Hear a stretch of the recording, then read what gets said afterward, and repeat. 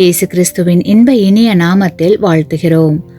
இன்றைய வேத வசனம்: நான் உங்களுக்கு சொல்லுகிறேன், உங்கள் சத்துருக்களை சிநேகியுங்கள், உங்களை சபிக்கிறவர்களை ஆசீர்வதியுங்கள், உங்களை பகைக்கிறவர்களுக்கு நன்மை செய்யுங்கள், உங்களை நிந்திக்கிறவர்களுக்காகவும் உங்களை துன்பப்படுத்துகிறவர்களுக்காகவும் ஜெபம் பண்ணுங்கள். மத்தேயு 5:44.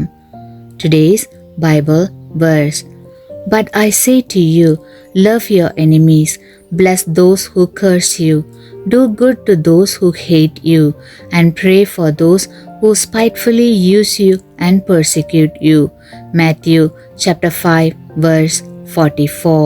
போதகர் ஒருவரை ஒரு இளம் பெண் சந்தித்து தன் மனதில் மிகுந்த குழப்பம் இருப்பதாகவும், சிறு வயதில் தன்னை கொடுமைப்படுத்திய தன் சித்தி மீது தனக்கு பகை உணர்வும் கோபமும் இருப்பதாகவும் கூறி வருந்தினாள். போதகர் அவளிடம், மகளே, உன் சித்தி உனக்கு செய்த தீமையை நினைத்து வெறுப்படைய உனக்கு முழு உரிமை உண்டு. அதே சமயம் உன் சித்தி மீது பகை உணர்வு காட்டுவது தவறு என்றார். மேலும் அவர், பெண்ணே, உனது மோசமான அனுபவத்தில் இருந்து கூட நமது ஆண்டவர் ஒரு நன்மையை கொண்டு வருவார் என்பதை நீ நம்புகிறாயா என்றார். அப்பெண் நம்புவதாக கூறி தன் பகை உணர்வு மாற ஜெபிக்க தொடங்கினாள்.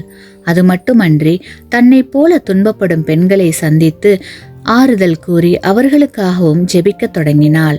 வல்லமையான ஆண்டவர் மீது அவளுக்கு இருந்த நம்பிக்கை அவளது பகை உணர்வை மாற்றுவதை புரிந்து கொண்டு மகிழ்ச்சி அடைந்தாள். கிறிஸ்துவுக்குள் அன்பான சகோதர சகோதரிகளே, எந்த சூழ்நிலையிலும் கிறிஸ்துவை மட்டும் முழுமையாய் விசுவாசிக்கும் குணம் இருந்தால் நமது பகை உணர்வு மறந்து போகும்.